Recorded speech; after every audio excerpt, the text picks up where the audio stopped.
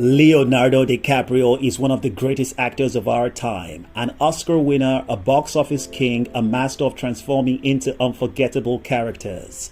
But what if we told you some of the most iconic roles in Hollywood history could have had a different face?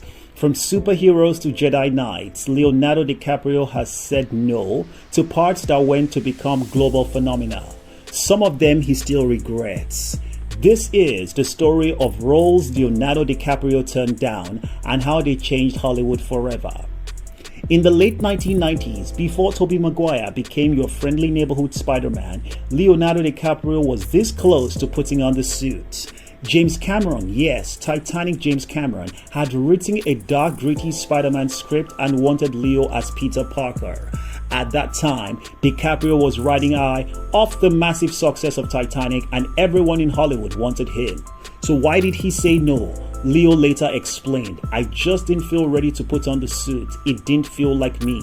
Instead, his childhood best friend, Tobey Maguire, landed the role and the rest is superhero history. Would Leo have worked? Maybe, but DiCaprio avoided the franchise trap and watched his best friend swing into stardom. Did he regret it? Not openly, but fans still wonder what could have been. Another galaxy, another missed opportunity. In the early 2000s, George Lucas was searching for someone to play the grown-up Anakin Skywalker in Star Wars Episode 2, Attack of the Clones. His first choice, Leonardo DiCaprio.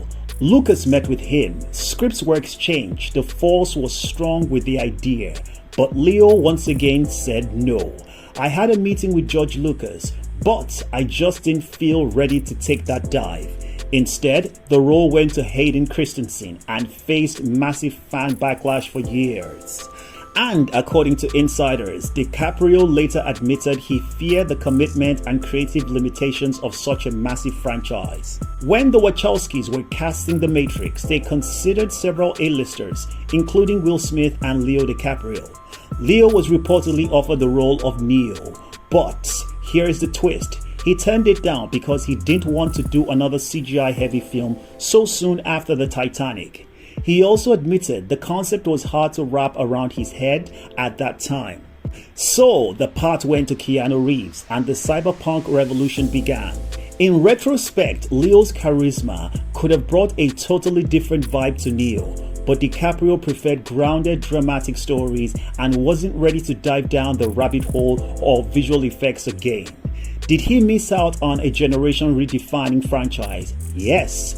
Does he regret it? Maybe not. But even he's admitted that he was intrigued by what The Matrix became. Before we get to roles he may still wish he had taken, here's one great glad he passed on. In the mid-1990s, when Joel Schumacher was making Batman Forever, he considered Leo DiCaprio for Robin opposite Val Kilmer's Batman. DiCaprio said no, and he has no regrets. "I don't think I was ready for that kind of role," he said. "I don't think it was for me." The role went to Chris O'Donnell, and the film, while fun, is often cited as one of the weaker Batman entries.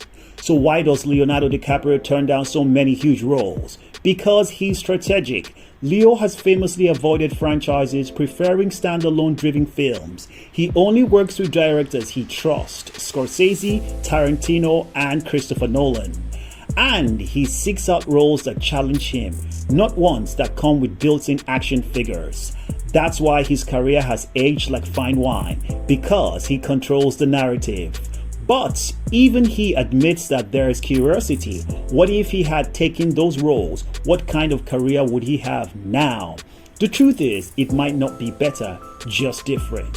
Leonardo DiCaprio doesn't chase fame, he chases the craft. He said no to the Spider-Man, to Anakin Skywalker, to Neo because he was craving his own path, one unforgettable role at a time. Not bad for someone who didn't feel ready, because sometimes the roles you don't take shape your legend just as much as the ones you do.